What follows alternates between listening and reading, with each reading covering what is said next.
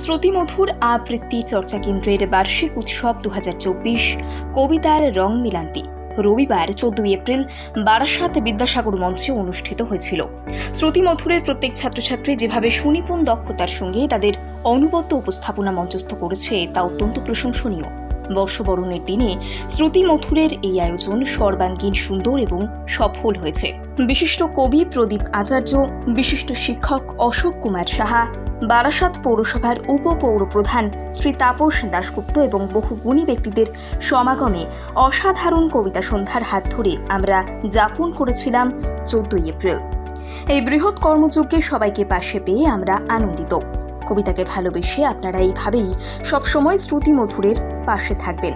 জয় হোক, কবিতার জয় হোক।